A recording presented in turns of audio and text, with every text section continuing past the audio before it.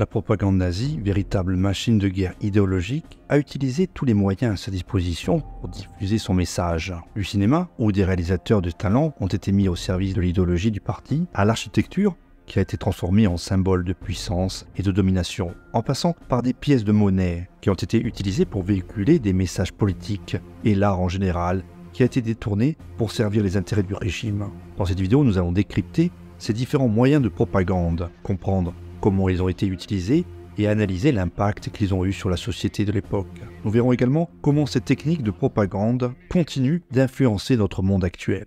Bon visionnage.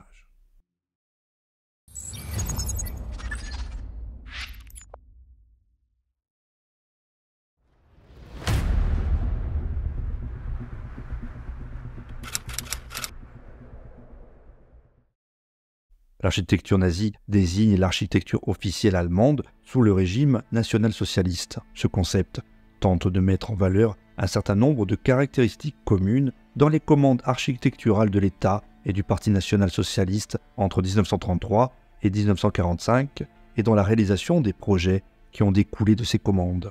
L'architecture revêt une importance particulière pour les dirigeants politiques, en particulier pour les dirigeants des États totalitaires. En effet, ces derniers y voient un moyen d'influencer d'autres aspects de la vie des citoyens de leur État que ceux qu'ils contrôlent déjà par le biais des institutions totalitaires. La plupart de ces régimes politiques, en particulier les nouveaux, souhaitent marquer de leur empreinte, tant de façon physique qu'émotionnelle, les territoires des États dont ils ont pris le contrôle. Ainsi, à leurs yeux, la construction de bâtiments et de monuments constitue une des façons les plus efficaces d'y parvenir. Les nationaux-socialistes croyaient que l'architecture jouait un rôle majeur dans la création de leur ordre nouveau. Leur projet vise donc à des biens culturels et une renaissance spirituelle en Allemagne dans le cadre du Troisième Reich. L'architecture, selon Adolf Hitler, est inspirée par la grandeur de l'architecture publique grecque et romaine et vise à surpasser la beauté de Paris qu'il considère comme la plus belle ville du monde. La grandeur d'une nation se manifeste aussi par la taille et l'importance des édifices publics, les cathédrales gothiques succédant aux temples et aux édifices publics romains. Parmi les principaux architectes du régime nazi, on trouve Albert Speer, qui devient le ministre de l'Armement et de la Production de guerre en 1942. Speer est chargé de dessiner les plans des édifices destinés à magnifier le Reich renouvelé de 1933 et notamment de transformer la capitale impériale Berlin en Germania, la future métropole du monde. Speer conçoit dès lors des projets gigantesques tels que le Volkshalle, un immense dôme qui devait être le centre du pouvoir politique et le symbole de la domination nazie, ou bien la tour de Flak, une tour de 550 mètres de haut qui devait servir de base aux canons anti-aériens et de point de repère pour les avions. D'autres projets architecturaux du régime nazi visent à promouvoir l'idéologie raciste et militariste du parti, ainsi qu'à renforcer le sentiment de communauté du peuple allemand. Parmi ces projets, on peut citer le complexe de Prora sur l'île de Rügen, un ensemble de 8 bâtiments destinés à accueillir 20 000 vacanciers dans le cadre du programme Kraft durch Freude, littéralement Force par la joie, qui visait à offrir des loisirs aux travailleurs allemands. On peut également mentionner l'Ordensburg Vogelsang, une forteresse située dans le parc national de l'Eiffel, qui servait de centre de formation pour les futurs cadres du parti nazi, et qui comportait des salles de conférence, des dortoirs, une salle des sports, une piscine et une salle du trône. L'architecture nazie sert également à mettre en scène les événements politiques et sportifs du régime, tels que les congrès de Nuremberg, où se tenaient des rassemblements de masse, des discours et des défilés militaires, ou bien les Jeux olympiques de Berlin en 1936, qui devaient démontrer la supériorité de la race aryenne. Pour ces occasions, des stades, des tribunes, des arcs de triomphe et des statues sont construits, dans un style monumental et classique, qui rappelle l'Antiquité et le Moyen-Âge. Le stade olympique de Berlin, par exemple, pouvait accueillir 100 000 personnes et était orné de colonnes, de bas-reliefs et d'aigles nazis.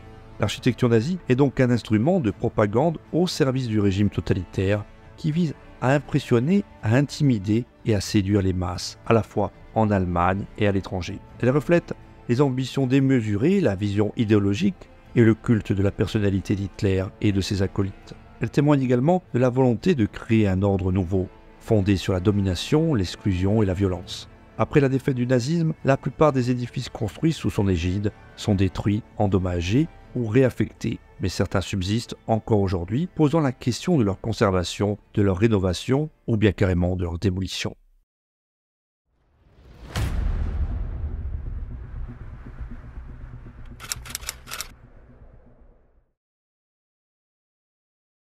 L'art est un moyen d'expression, de communication et de transmission de valeurs et d'idées.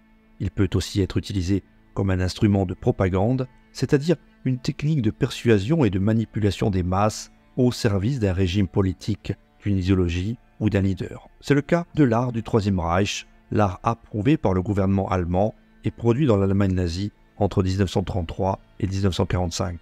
L'art du Troisième Reich se caractérise par un style réaliste, monumental et classique qui s'inspire de l'art grec et romain, considéré comme l'expression d'un idéal racial et culturel. Il vise à glorifier le régime nazi, son chef Adolf Hitler, sa vision du monde et son projet de domination. Il exalte les valeurs de la force, de la pureté, de la discipline, de la loyauté et du sacrifice. Il représente des scènes de la vie quotidienne, du travail, de la famille, du sport, de la guerre ou bien de la nature, dans une perspective héroïque et romantique. Il utilise des symboles et des couleurs qui renvoient à la mythologie germanique, au nationalisme et au socialisme. L'art du Troisième Reich est contrôlé par le ministère du Reich à l'éducation du peuple et à la propagande, dirigé par Joseph Goebbels, qui définit les normes esthétiques et idéologiques à respecter. Il est diffusé par divers moyens, tels que les journaux, les affiches, les tracts, les films, les sculptures, les peintures, les monuments, les bâtiments ainsi que les événements publics. Il est destiné à influencer l'opinion publique, à susciter l'adhésion et l'enthousiasme, à renforcer le sentiment de communauté et d'identité nationale, mais également à légitimer la politique du régime et à préparer la guerre. Parmi les principaux artistes du régime nazi, on trouve des peintres et des sculpteurs qui ont bénéficié du soutien et de la protection d'Hitler, qui était lui-même un amateur d'art. Ces artistes sont entre autres Arno Breker, Adolf Wiesel, Adolf Ziegler, Konrad Hommel, Hubert Lanziger, Werner Peiner et Joseph Thorac. Ils ont exposé leurs œuvres dans des lieux prestigieux comme la Maison de l'Art allemand à Munich, un musée inauguré en 1937 par Hitler qui devait être le temple de l'art officiel du Reich. Citons également Leni Riefenstahl qui a réalisé des films documentaires comme Le Triomphe de la volonté qui glorifiait les rassemblements nazis de Nuremberg ou bien Les Dieux du Stade qui célébrait les Jeux olympiques de Berlin en 1936. En opposition à l'art du Troisième Reich, le régime nazi a condamné et persécuté les formes d'art qu'il considérait comme dégénérées, c'est-à-dire contraires aux principes du nazisme, à la morale et à la santé du peuple allemand. Il s'agit notamment des courants artistiques modernes comme le dadaïsme, l'expressionnisme, le surréalisme, le cubisme, le fauvisme ou bien l'abstraction. Ces courants sont accusés d'être influencés par le judaïsme, le bolchevisme, le nihilisme ou tout simplement la perversion. Ils sont jugés laids, incompréhensibles, subversifs et décadents. Le régime nazi a organisé en 1937 une exposition intitulée « L'art dégénéré » qui présentait plus de 600 œuvres confisquées dans les musées allemands appartenant à des artistes comme Georg Gross, Max Ernst, Ernst Ludwig Kirchner, Paul Klee, Marc Chagall ou bien Vassili Kandinsky. L'exposition avait pour but de ridiculiser et de dénigrer ces œuvres en les accompagnant de commentaires injurieux et sarcastiques. Elle a attiré plus de 2 millions de visiteurs qui étaient censés se moquer et se révolter contre ces formes d'art. Les œuvres exposées ont ensuite été vendues, échangées ou détruites. Certains artistes dégénérés ont été emprisonnés, exilés, interdits d'exposition ou de publication, voire même assassinés.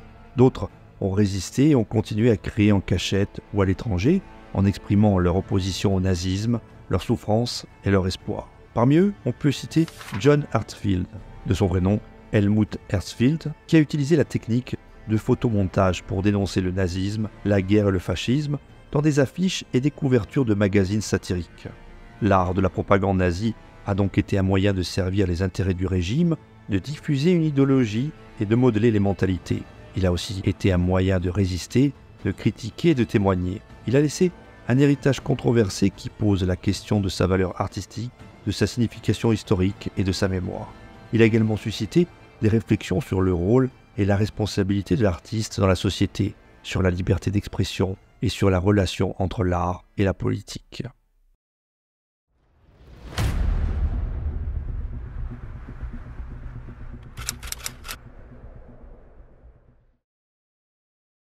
La propagande était un élément essentiel du régime nazi qui visait à contrôler l'opinion publique, à glorifier le parti et son leader Adolf Hitler et à diaboliser les ennemis réels ou imaginaires du Reich. Le ministère de la propagande Joseph Goebbels était le principal responsable de la mise en œuvre et de la supervision de la stratégie propagandiste du régime qui utilisait divers moyens de communication et d'expression pour diffuser son idéologie. Parmi ces moyens, le cinéma occupait une place importante car il permettait de toucher un large public et de créer des images fortes et marquantes. Le régime nazi produisit de nombreux films de propagande dont certains sont restés célèbres pour leur valeur artistique ou bien leur caractère provocateur. Par exemple, le film Le Triomphe de la volonté, réalisé par Leni Riefenstahl en 1935, retrace le congrès du parti nazi à Nuremberg et met en scène la puissance et l'unité du mouvement, ainsi que le charisme et le culte de la personnalité de Hitler. Le film Le Juif éternel, réalisé par Fritz Hippler en 1940, est quant à lui un exemple de propagande antisémite qui présente les Juifs comme une race inférieure, dégénérée et parasitaire, responsable de tous les maux du monde. Un autre instrument de propagande utilisé par le régime nazi était le Volksempfänger, ou récepteur du peuple, un poste de radio bon marché et facile à utiliser, qui permettait de diffuser les discours de Hitler et les émissions de la radio d'État dans tous les foyers allemands. Le Volksempfänger était conçu pour capter uniquement les fréquences allemandes et empêcher l'écoute des radios étrangères, qui pouvaient véhiculer des informations contradictoires ou critiques envers le régime. Le Volksempfänger servait ainsi à renforcer l'endoctrinement et la fidélité des masses au nazisme. Enfin, le régime nazi recourut à la censure et à la destruction des œuvres littéraires qui ne correspondaient pas à ses critères idéologiques et esthétiques. Des autodafés furent organisés dans plusieurs villes allemandes, où des milliers de livres furent brûlés en public, sous les slogans « contre la décadence et le déclin moral » ou « contre l'esprit non allemand ». Parmi les auteurs dont les œuvres furent condamnées à être détruites, on peut citer Bertolt Brecht, Thomas Mann, Erich Maria Remarque, Sigmund Freud, Albert Einstein ou encore Karl Marx. Ces autodafés visaient à éliminer toute trace de pensée critique, de diversité culturelle ou de résistance intellectuelle au nazisme. Le rôle de la propagande dans le régime nazi fut donc de créer un climat de terreur, de manipulation et de fanatisme qui empêchait toute contestation ou opposition au pouvoir en place. La propagande servait également à justifier les crimes et les atrocités commis par le régime en les présentant comme des actes nécessaires ou glorieux. Le livre Mein Kampf, écrit par Hitler lui-même, était le manifeste de la propagande nazie qui exposait sa vision du monde, fondée sur la supériorité de la race aryenne, la haine des juifs, le pan-germanisme, le militarisme et le totalitarisme.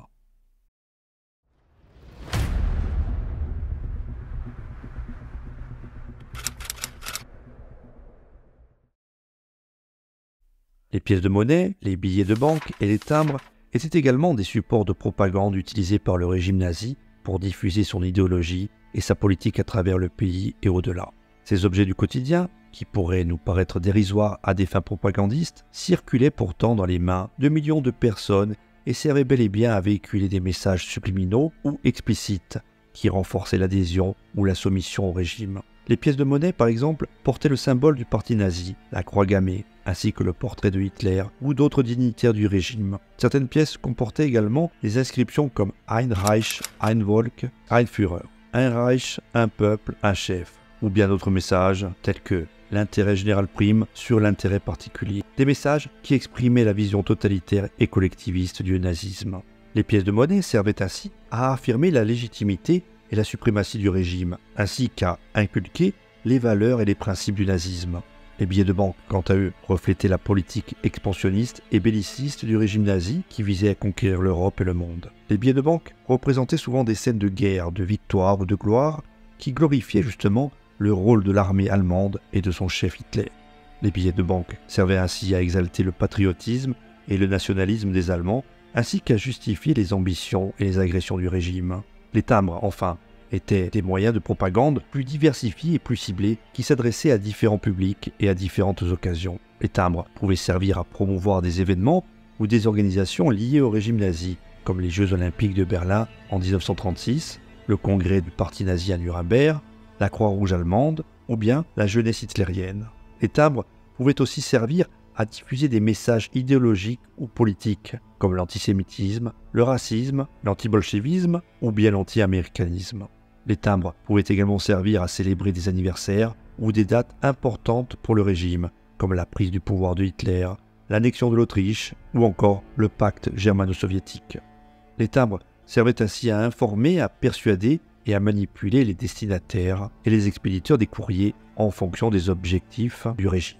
Le rôle des pièces de monnaie, des billets de banque et des timbres dans la propagande du régime nazi fut donc de transformer ces objets banals en vecteurs de propagande efficaces et omniprésents, qui imprégnaient la société allemande et étrangère de l'idéologie et de la politique du nazisme.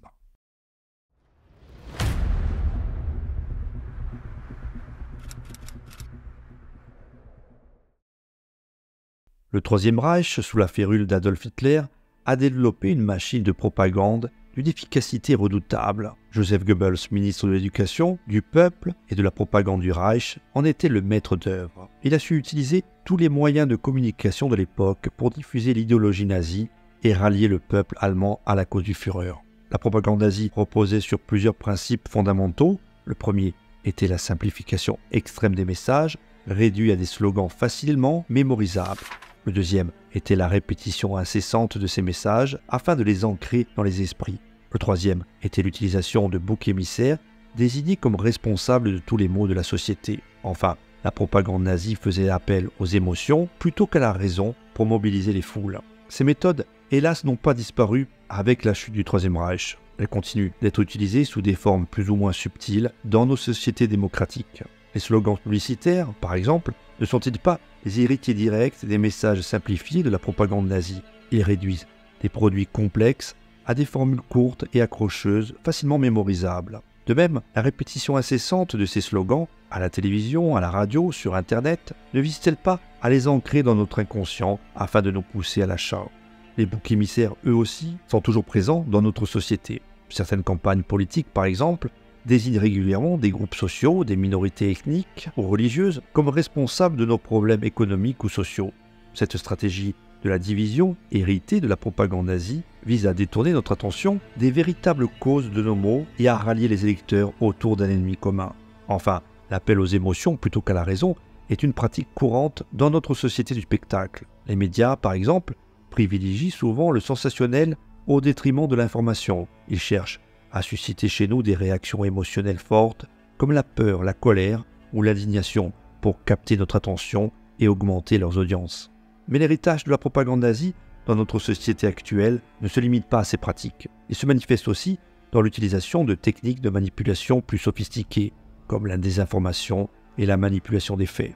La désinformation ou la diffusion de fausses informations dans le but de tromper l'opinion publique était une pratique courante dans la propagande nazie. Aujourd'hui, elle est devenue un véritable fléau dans notre société de l'information, avec notamment les fake news ou fausses nouvelles qui se propagent à une vitesse fulgurante sur les réseaux sociaux, semant la confusion et la méfiance dans l'esprit des citoyens. La manipulation des faits, quant à elle, consiste à déformer la réalité en présentant des faits de manière partiale ou trompeuse. Cette technique était largement utilisée par la propagande nazie pour justifier ses actions et discréditer ses adversaires. Aujourd'hui, elle est couramment employée dans les débats politiques et médiatiques, où les faits sont souvent interprétés de manière à servir les intérêts de ceux qui les présentent.